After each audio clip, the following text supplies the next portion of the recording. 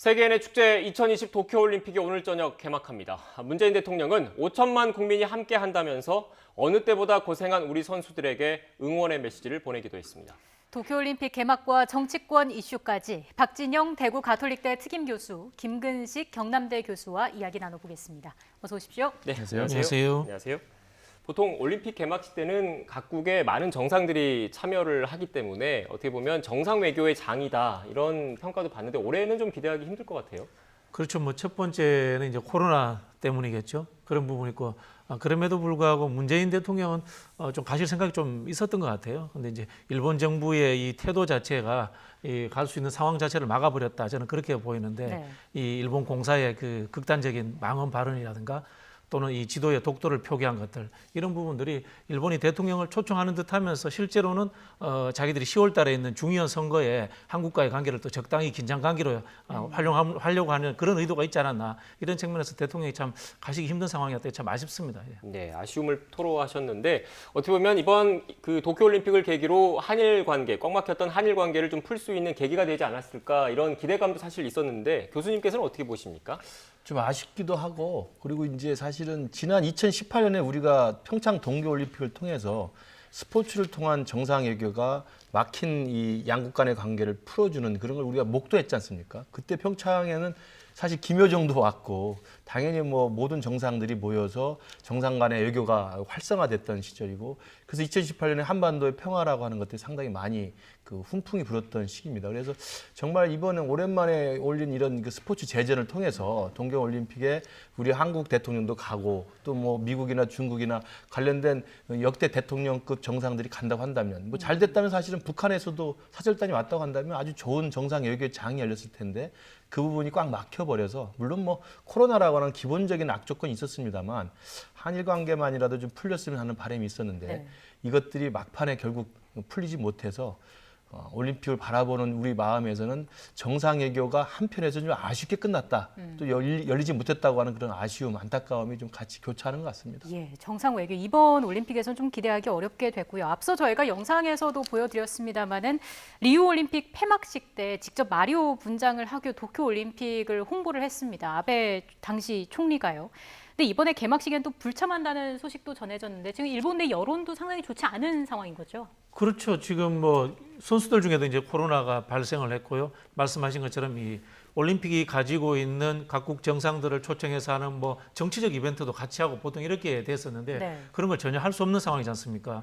늘 이 정치인들은 특히 보면요, 이 국제적인 행사 이런 것들도 정치적으로 또 고려를 합니다. 제가 앞에서도 잠깐 말씀드렸는데 10월 달에 일본에 굉장히 중요한 중의원 선거가 있습니다. 중의원 선거가 있다 보니까 이 올림픽이라는 것을 중요 이슈로 띄우는 것 자체가 실패했다고 했을 때 선거에 도움이 안 되기 때문에 저는 아베 총리도 가지 않는 이런 상황이 만들어지지 않았나 뭐 그렇게 생각이 듭니다. 네, 아베 전 총리의 불참 교수님께서는 어떻게 분석하십니까? 우선 이제 아베 총리가 지난번에 동계올림픽을 유치했을 때는 또 굉장한 열을 보였잖아요. 죄송합니다.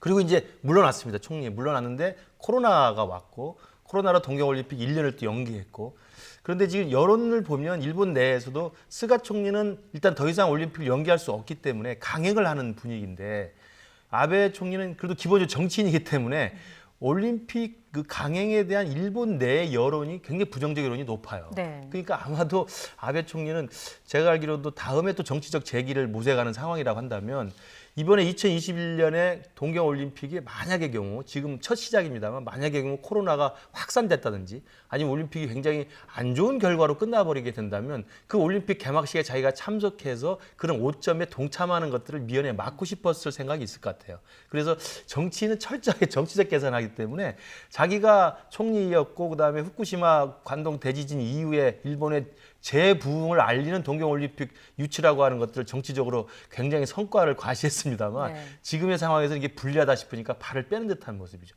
저는 그래서 아베가 굉장히 뭐 능숙한 정치인 같습니다만 책임 있는 정치인 같지는 않습니다. 정치적인 계산이 깔려 있을 것이다라고 말씀해 주셨고요. 사실 뭐 올림픽 취소를 해야 한다 이런 목소리도 있었습니다마는 우리 선수들 입장에서는 4년 하고도 1년을 또 더 기다리는 셈인 그렇죠. 거잖아요.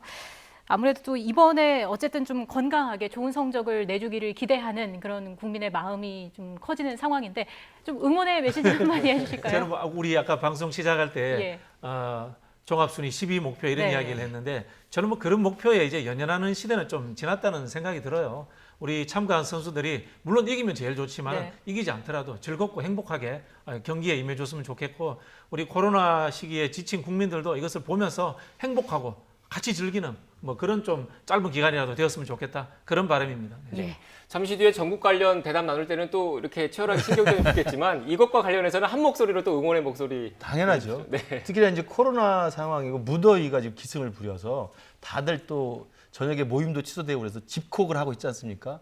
그러면 어차피 견뎌야 될 무더위와 코로나 집콕이라고 한다면 이번에 2주간에 걸친 올림픽 축제에 우리 선수들이 진짜 승전보를 보내주고 그다음에 특히 이제 동경에서 열리면 사실 제일 우리가 어려웠던 게 여름에 시차 적응이 안 돼가지고 예. 그랬는데 우리랑 같은 시간대 아닙니까? 시차도 없죠. 그러니까 일과 시간에 볼 수 있는 즐거움도 있어서 저는 충분히 우리 선수단들의 활약 그다음에 승전보 승리를 좀 기원해 봅니다. 네.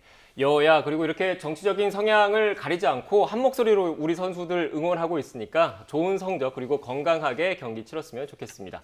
주제를 좀 바로 바꿔보겠습니다. 이제 여기서부터 또 치열하게 신경전이 불거질 것 같은데 민주당 경선이 날이 갈수록 격화하고 있으며 특히 이재명 지사와 이낙연 전 대표가 이번에는 노무현 전 대통령 탄핵 찬반 여부를 놓고 충돌을 하고 있는데 관련 녹취를 먼저 듣고 대담 이어가겠습니다. 진실이야 뭐 본인만 아시겠지요. 뭐라 그럴까요? 좀 투명하지 않고 좀 뭔가 안개 낀 것 같은 느낌이 들긴 합니다.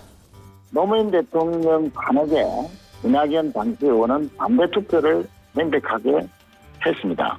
또 뉴스 검색만 하면 확인할 수 있는 팩트를 이재명 후보 측에서 찬성했냐 반대했냐 이렇게 물은 것은 탄핵 프레임을 세우려는 부당한 네거티브다 이렇게 말씀드리고요. 저는 의장석을 지켰습니다. 탄핵을 저지하기 위해서 정말 갖은 노력을 다했죠. 그런데 이제 그 당시에 이낙연 후보는 다른 정당에 있었지 않습니까? 네. 그래서 그 정당 내부 사정을 저희들은 자세히 모르죠. 예. 우리 당이나 그 본회의장 사정은 잘 알지만 네. 그때 내부 사정을 잘 아는 분이 아마 추미애 후보일 것입니다. 네, 관련된 녹취를 들었는데 교수님 그 핵심적인 내용은 이건 거잖아요. 결국 이재명 지사 측에서 이낙연 전 대표 측에 노무현 전 대통령 그 탄핵 소추안 국회 표결 당시에 찬성표를 던진 것 아니냐, 탄핵에 찬성한 것 아니냐 이런 의혹을 제기를 했고 여기에 대해서 또 이낙연 전 대표 측은 아니다, 나는 무슨 소리냐, 반대했다라는 그 반박을 하면서 이렇게 좀 공방이 불거진 거지 않습니까? 구체적으로 좀 당시 상황을 좀 설명을 해주시죠. 그렇죠. 그 당시에 그 이낙연 후보 같은 경우에 새천년민주당 그다음에 노무현 대통령은 열린우리당 소속이었습니다. 네. 열린우리당 소속 대통령인 노무현 대통령을 탄핵하는 시점에 있어서 이낙연 후보는 타당이었기 때문에 특히 탄핵을 주도한 정당 소속이었기 때문에 거기에 대해서 탄핵에 표결해서 찬성했느냐 반대했느냐 하는 건데요. 그 당시에 나온 이야기는 이제 반대표가 2표가 나왔습니다. 예. 참석해서 했는 반대표가 2표가 나왔는데 한 표는 그 당시에 그 자민련 의원이 본인이 반대표를 던졌다라고 이야기를 했고요. 또 언론에 그 당시에 나오기는 이낙연 의원과 김효석 의원이 반대표를 던졌을 가능성이 있다라는 이야기가 사실 많이 나왔습니다. 그럼에도 불구하고 지금 이 이야기를 17년이 지난 상황에서 다시 하게 된 이유는요. 이게 뭐냐면 정당이 가지는 정체성, 역사성 이런 부분들에 대한 이야기입니다. 네. 우리 보통 이제 정당을 정치 결사체라고 하는데 정치 결사체라고 하는 것은 이 흔히 정치적 위기 상황에서 당신은 어떤 위치에 있었는가 이걸 따질 수밖에 없습니다. 예를 들자면 5.18 민주화 운동 당시에 당신의 입장을 어떻게 했는가 또는 박정희 유신 정권 시절에 당신의 입장을 어떻게 했는가 이게 민주당 입장에서는 민주화를 이루었다는 정당에서의 정체성이거든요. 그런 부분에서 한 번 정도는 되물을 수밖에 없는 것이다. 저는 그렇게 보여지는데요. 이 부분에 대해서 이낙연 후보가 저는 정확하게 답변하시면 된다고 봅니다. 나는 반대했다라는 것을 명확하게 밝히고 다만 그 당시에 이 탄핵을 추진했던 정당에 있었고 어떤 행위에 가담한 측면이 있기 때문에 거기에 대해서는 정당 소속으로 어쩔 수 없었다. 미안하다. 뭐 이 정도 정리하고 넘어가면 되지 않을까. 저는 그렇게 생각합니다. 네, 이낙연 전 대표는 반대했다라는 걸 방송 인터뷰에서 명확하게 밝혔다는 점 다시 한번 말씀드리고 이게 지금 그 십수년이 지난 일이기 때문에 시청자 여러분이 좀 헷갈릴 수 있을 것 같아서 그 부분을 좀 다시 한번 정리를 하면 노무현 전 대통령이 민주당 후보로 대선에 나서서 당선이 됐는데 그 이후에 열린우리당과 그두 공로동계 중심으로 한 민주당이 나뉘었었지 않습니까? 그렇죠. 그때 열린우리당에는 정세균 지금 뭐 후보를 비롯해서 송영길 대표 뭐 이런 간 분도 거고요. 있어요. 그다음에 그 이낙연 전 대표 같은 경우에는 원래 민주당 쪽, 그러니까 열린우리당으로 가지 않고 남아있는 상태에서 당시 야당과 함께 그 탄핵소추안 표결을 시도를 했다라는 게 기본적인 그 흐름인 거죠. 그렇죠. 네. 저는 이 두 분의 공방을 보면서 지금 민주당 경선이 상당히 과열돼 있다라고 생각이 들어요. 뭐 우리 당 이야기를 하면 탄핵의 강을 건너느라고 우리가 얼마나 고생했습니까? 근데 불과 4년 전 탄핵을 가지고도 탄핵 찬성, 탄핵 반대를 놓고 자유한국당에서 탄핵 반대, 그다음에 또 탄핵 찬성하며 탈당했던 바른정당, 또 심지어는 국내당까지 다 합쳐가지고 지금 국민의힘이라는 제1야당을 만들고 저도 거기에 합류해서 있는 상황입니다. 그러면 네. 탄핵의 강을 건너서 정권교체라고 하는 똑같은 공통의 목표를 위해서 힘을 합치고 있는 야당의 모습을 본다고 한다면 제가 진짜 민주당에 건의드리고 싶은 것은 17년 전입니다. 17년 전에 그것도 같은 뿌리지 않습니까? 열린우리당이나 민주당이나. 그 민주당의 추미애 당시 대표가 당대표를 하고 있었습니다. 열린우리당은 이제 천신정이라고 그래서 천정배, 신계남, 정동영 의장들이 이제 주로 주요 활동을 했었고, 그러나 탄핵으로 좀 의견이 갈리긴 했지만 17년 전의 일을 가지고 지금 끄집어내서 너 그때 탄핵 찬성했니 반대했니? 이낙연 대표는 이미 이 문재인 대통령을 배출한 민주당의 당대표를 최근에 역임한 분이에요. 당원들의 선출에 의해서. 그분을 갖다가 이제 와서 17년 전에 너 말을 밝혀라 이렇게 이야기하고, 또 이낙연 대표는 자기는 반대했다고 이야기를 하고 있고, 그리고 무기명 투표이기 때문에 이게 알 수가 없어요. 그러면 이 부분에 대해서 과연 미래를 논하기도 바쁜데 대통령 경선 과정에서 네. 17년 전에 과거사를 놓고 서로 간에 서로 이 비난을 하고 있는 것은 제가 보건데, 구계자 입장에서 본다면 탄핵의 강을 건너느라고 고생했던 우리 국민의힘 입장에서 본다면 민주당도 이제는 탄핵의 강을 이미 17년 전입니다. 이미 건넜다고 생각했는데 또 끄집어내서 무슨 순혈주의 논쟁하는 것도 아니고 제가 봐도 좀 안타깝습니다. 뭐 한편으로 그런 부분이 있습니다. 저도 한두 번 정도 이야기하다가 이제 금방 말씀드린 것처럼 정리되고 넘어가는 게 맞다 이런 생각이 드는데요. 정당에서 경선에서 후보를 뽑는다는 것은 그 정당의 정체성, 저 사람 정말 민주당다워, 저 사람 정말 국민의힘다워, 이런 후보를 뽑는 거지 않습니까? 그러다 보니까 과거까지 소환되지 않았나라는 측면이 있는데요. 한편으로 보면 저는 이런 논쟁이 뭐 옵티머스의 연관이 있느니 사생활이 없느니 하는 그런 부분보다는 낫습니다. 네. 왜냐하면 이건 정체성 논쟁이기 때문에. 그럼에도 불구하고 말씀하신 것처럼 정리하고 좀 미래지향적인 국가 비전을 가지고 이제 논쟁하는 시기로 좀 넘어갔으면 좋겠다. 뭐 저도 그런 생각입니다. 두 분께서 말씀을 해주시는 동안 저희가 화면을 통해서 두 장의 사진을 좀 보여드렸는데 다시 한번 좀 띄워주시겠습니까? 일단 한 장은 앞서 기억을 하실지 모르겠습니다만은 이재명 지사 측 김남국 의원이 제시한 사진이었습니다. 그게 당시 열린우리당 송영길 의원이 한나라당 의원들에게 항의를 하고 있고, 또 그 모습을 이낙연 당시 의원이 무심하게 바라보고 있다면서 증거로 내민 사진이었고요. 지금 나오고 있는 이 사진이 바로 정세균 지금 후보가 제시한 사진입니다. 탄핵을 막으려고 의장석을 지켰다라고 이야기를 한 건데, 이런 얘기들은 좀 어떻게 봐야 될까요? 정세균 후보 말씀이 제일 온당하네요. 저 당시 상황에 당이 다른 상황이었기 때문에 아까 말씀하신 것처럼 그런 행위에 가담할 수밖에 없었거든요. 이낙연 후보도요. 거기에 대해서 그냥 정리하시면 됩니다. 본인이 한번 깔끔하게 아이고 그때 당이 달라서 그럴 수밖에 없었습니다. 죄송합니다. 정리하고 저는 넘어가는 게 맞지 않나 그런 생각이 듭니다. 네.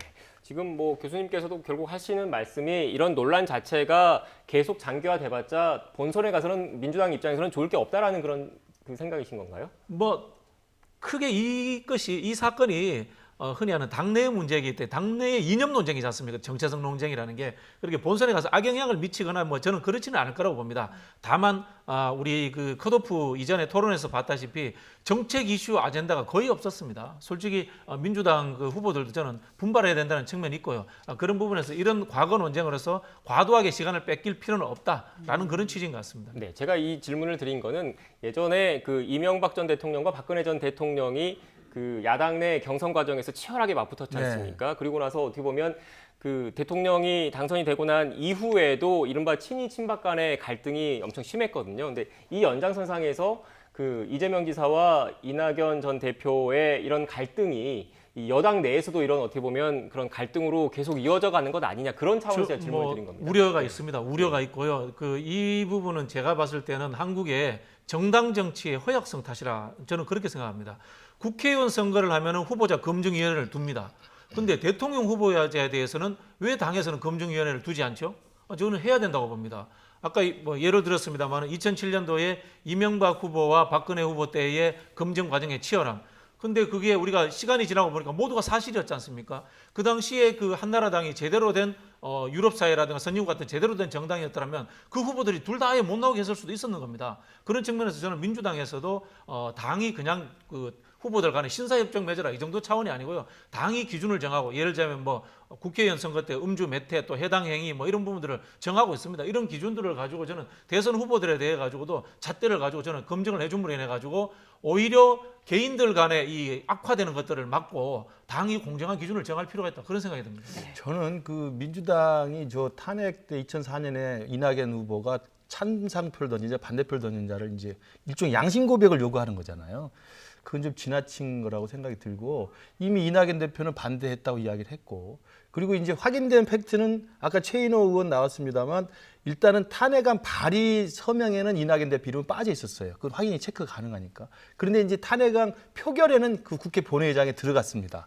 그래서 이제 표결을 놓고 거친 몸싸움이 있었을 때 아까 말한 그런 화면들이 이제 보일 수가 있는 건데 그러나 이제 양심 고백을 하라고 하면 본인이 안 했다고 하는데 거기다 대고 너 했지라고 하는 것은 17년전을 잃고 제가 볼 때 지나친 낙인 찍기라는 생각이 들고 왜냐하면 2004년에 열린우리당과 민주당이 탄핵을 놓고 공방을 벌였습니다만 2007년 대선에서 지고 나서는 또 대통합 민주진당을 거쳐가지고 또 탄핵 찬성파 반대파가 다 합쳐가지고 지금 민주당까지 오고 있는 거예요. 그래서 탄핵에 찬성했든 안 했든 추미애 대표가 지금 당대표를 했고 이낙연 대표가 당대표를 했고 이런 식의 지금 민주당의 흐름이 있는데 갑자기 무슨 아닌 밥중 홍두깨식으로 17년 전에 너 그거 뭐 했니?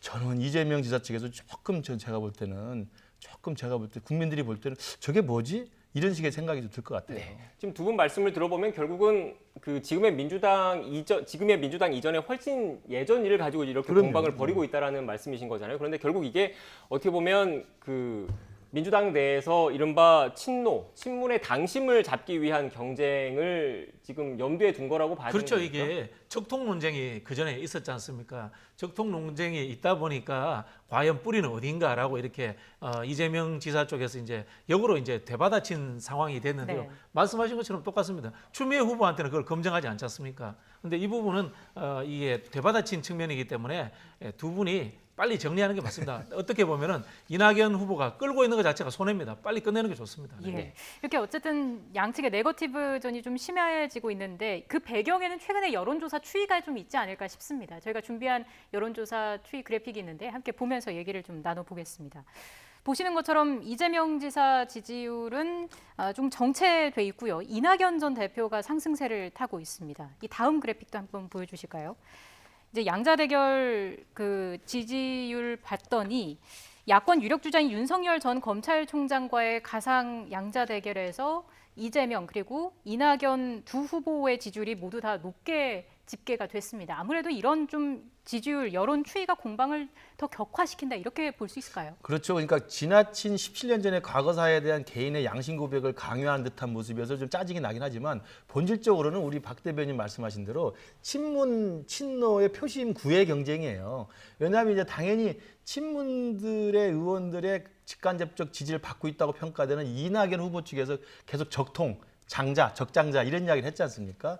왜냐하면 이제 지난 4년 전에 대선 후보 경선 과정에서 이재명 당시 성남시장이 문재인 후보에 대해서 거칠게 공격을 했고 그때 이제 비문 진영이 많이 이재명 지사를 도왔기 때문에 이제 이재명 지사에 대해서는 비문이라고 하는 이제 의심이 있는 상황인데 그러다 보니까 친문이라고 평가되는 이낙연 지사 측에서 계속 적통 이런 이야기를 하니까 이재명 지사 측에서 그럼 너는 17년에 뭐 했는데라는 걸 꺼내 든 거예요. 그래서 결과적으로 보면 친문 또 친노라고 하는 이 민주당의 가장 그 큰 세력을 형성하고 있는 표심을 얻기 위한 경쟁인데 제가 아까 말씀드린 것처럼 지나친 오래전 과거 사이를 꺼내는 건 조금 보기 그렇다는 이야기 말씀드리는 거죠. 네. 야권 얘기도 좀 짚어봐야 될 것 같은데 앞서 그래픽을 쭉 보셨지만 여러 그 여론조사에서 윤석열 전 검찰총장의 지지율이 뭐 답보 내지는 하락하는 경향을 좀 보이고 있습니다. 이런 상황에서 뭐 입당과 관련된 여러 이야기들도 나오고 있는데 관련된 녹취가 준비되어 있으면 그 녹취를 좀 먼저 듣고 대담 이어가겠습니다. 정치를 하려면 여의도 한복판에서 겨뤄야 되는 것이지 그러면서 사람도 드나들고 하면서 해야 되는 것이 여의도를 회피하면서 정치하신 분들 저는 글쎄요. 그런 모델은 대부분 성과가 안 좋습니다. 어떤 송영길 대표는 계륵이 될 것 같다고 전망하던데. 그건 윤석열 전 총장이. 계륵이 이제 닭갈비인데 네. 예. 꼭 그 삼국지 고사의 닭갈비만 있는 게 아니라 그래서 춘천 가시면 맛있습니다, 닭갈비. 예. 과거에 실패했던 안철수 전 대표와 비슷한 길을 가고 있다라고 발언을 했는데 이거에 대해서 총장님 입장은 그래서 저는 뭐 별다른 입장은 없습니다. 네. 여의도 정치에 대한 거부감이 작용한 거 아니냐라고 보는 시각은 어떻습니까? 글쎄 뭐 여의도 정치가 따로 있고 이 국민의 정치가 따로 있고 뭐 하겠습니까? 이준석 대표가 윤석열 그 총장의 지지율 추이를 보고 위험하다. 예. 과거 안철수 대표의 지지율 추이와 같다. 그런 부분들을 언급을 했는데 예. 그거야말로 정말 양당 기득권 정치 세력이 가진 그러한 시각, 이거 구태적인 시각이고요. 네, 정치를 하려면 여의도 한복판에서 겨뤄야 한다. 그러니까 국민의힘에 입당하라는 이준석 대표와 여기에 대해서 윤석열 전 총장 같은 경우에는 여의도 정치 따로 있고 국민의 정치 따로 있냐 어떻게 보면 좀 거리를 둔 측면이 있습니다. 어떻게 보셨습니까? 일단 저기 권은희 의원님 말씀하신 거에 반박부터 해야 되겠는데 구시대 정치가 아니고요. 정당 정치가 책임 정치입니다. 그 정치의 기본입니다. 정치의 기본을 안 하시면서 저렇게 이야기하시면 안 되고요. 안철수 대표와 비슷하다는 저는 이준석 대표의 의견에 좀 일면 동의하는데요. 첫 번째, 정체성이 불분명하다. 때로는 굉장히 그 오른쪽으로 가서 태극기 비슷한 목소리를 내기도 했지 않습니까? 윤석열 전 총장이 누가 그런 표현을 쓰더라고요. 새로 나온 황교안이다. 그런 표현을 쓰더라고요. 그러다가 또 갑자기 또 광주를 갑니다. 왔다 갔다 합니다. 그런 부분 정체성이 불분명하다. 정체성이 불분명하니까 당연히 흔히 하는 말로 우리가 눈치를 본다, 간을 본다 이런 또 평가를 듣는 겁니다. 또 두 번째는 실력 문제인데요. 안철수 대표 정치 10년 동안 기억나는 정책이나 공약이 있습니까? 그 당시 국회의원도 했는데요. 당대표도 했는데 밀어붙여서 뭐 통과시켰던 공약이라든가 정책 기억나는 게 하나도 없습니다. 10년 동안 실력이라는 것을 통해서 검증받았다는 겁니다. 똑같습니다. 윤석열 총장이 지금 나와서 하는 행보라든가 메시지를 보십시오. 120시간 문제라든가 대구 밀란 이야기라든가 전혀 국민들과 호흡할 수 있는 국가 지도자로서의 능력이 안 된다는 것을 보여주고 있지 않습니까? 그런 측면에서 저는 이준석 대표가 하는 비판이 저는 상당히 정당하다 그런 생각이 들고요. 실력이 없으면 정치 오래 한 국민의힘에 들어가서 배우기라도 해야죠. 그런 생각이 듭니다. 네. 반론이 있으실 것 같은데요. 반론이라기보다 국민의힘에 입당하는 것이 저는 지금이라도 바람직한 순서라고 봐요. 그러니까 왜냐하면 이제 국민들도 기억하시고 지난 4월 7일에 보궐선거, 서울시장 선거에서 오세훈 승리라고 하는 하나의 그 현상들을 보여줬지 않습니까? 그때도 당 밖에 있는 안철수 후보가 초반에는 굉장히 압도적인 지지를 보였습니다만 국민의힘의 당의 후보로 결정이 되고 그 후보가 또 단일화해서 승리하면서 사실은 본선에서 이기는 이런 오세훈 현상을 보였거든요. 그건 말씀하신 것처럼 민주주의의 책임 정치라는 건 정당에 기반한 정치이기 때문에 정당의 안에 들어와서 정당에서 치열하게 싸우고 정당에서 치열하게 선출된 후보가 그만큼의 경쟁력이 있는 겁니다. 그래서 윤석열 후보가 제가 볼 때는 지금도 지지율이 사실은 툭 떨어진 건 아니에요. 그러니까 지지율이 정체된 국면이라고 볼 수가 있는데 그래서 김종인 전 비대위원장이 말한 것처럼 11월까지 지지율이 유지가 된다면 그러니까 지지율이 유지가 된다는 전제 조건을 충족한다면 밖에 있을 겁니다. 그러나 지지율이 출렁거리거나 빠진다면 사실은 새로운 국면에 대한 전략적 모색을 할 거라고 보고 저는 뭐 늦지 않게 들어오지 않을까. 그리고 좀 뭐 이준석 대표도 들어오라고 계속 그 권유하고 있고 또 윤석열 총장도 국민의힘 입당 자체를 완전히 문을 닫아놓는 건 아니어서 약간의 지금 밀당이 있습니다만 저는 조만간 들어올 거라고 생각합니다. 마지막으로 이것까지 짚어보겠습니다. 이준석 대표의 최근 이런 발언들을 둘러싸고 지금 일부 당내 의원들 사이에서 불만의 목소리도 나오고 있습니다. 하나씩 좀 들여다보겠습니다. 먼저 장제원 의원이 이런 이야기를 했습니다. 위험하다 이런 자극적인 발언을 하는 건 윤 전 총장의 지지율 하락을 유도하는 듯한 발언으로밖에 보이질 않는다라고 이야기를 했고요. 이어서 권성동 의원은 당 대표는 후보들에 대한 평론가가 아니다. 그러면서 요즘 당대표의 발언을 보면 극히 우려스럽다라는 말을 하기도 했습니다. 이양수 의원은 윤 전 총장을 공개 지지 선언하기도 했는데 어떻습니까? 이런 움직임이 계속해서 좀 더 이어지게 될까요? 극단적인 형식 논리로 보면요. 이준석 대표를 비판하고 당 밖에 있는 사람들을 지켜 세우는 것은 해당행위입니다. 또 예를 들어볼게요. 장제원 의원으로 제가 기억하고 있는데요. 예. 안철수, 오세훈 단일화 과정에서 끊임없이 안철수 쪽에 유리한 이야기들을 했습니다. 똑같은 비판들을 김종인 비대위원장이 했습니다. 그런데 결과는 어떻게 됐습니까? 김종인 비대위원장이 자당 후보를 중심으로 해서 단일화하는 국면에서 승리했고 결국은 오세훈 후보가 이겼습니다. 똑같은 길을 지금 이준석 대표가 이야기하고 있습니다. 제가 봤을 때는 이준석 대표의 이야기가 정당 정치와 그다음에 실제로 전략적인 방향에서도 오히려 좋은 방향이다. 그런 생각이 듭니다. 네. 마지막으로 네. 예, 이준석 대표가 이제 워낙 방송을 많이 했고 또 평론가로서 오랫동안 했고 그다음에 젊은 세대를 대변하는 것처럼 굉장히 말이 속사포예요. 그리고 말이 거침없이 하는 스타일이기 때문에 듣는 윤석열 총장이나 윤석열 총장을 보호하려는 그 국민의힘 내부의 중진들한테는 다소 불편할 수 있습니다만 박 대변인 말씀대로 큰 방향이나 노선의 차원에서는 국민의힘을 중심으로 해서 국민의힘 후보가 되는 야권 후보가 이기는 것이 맞다는 것이기 때문에 거기에 또 윤석열 총장이 저는 반대하지 않고 있다고 보기 때문에 저는 뭐 그냥 약간의 말에 대한 온도 차이 정도지 큰 틀에서는 뜻을 같이 할 거다 이렇게 좀 낙관적으로 보고 있습니다. 네, 알겠습니다. 오늘 두 분 말씀은 여기까지 듣겠습니다. 지금까지 박진영 대구 가톨릭대 특임 교수, 김근식 경남대 교수와 함께 이야기 나눴습니다. 오늘 말씀 고맙습니다.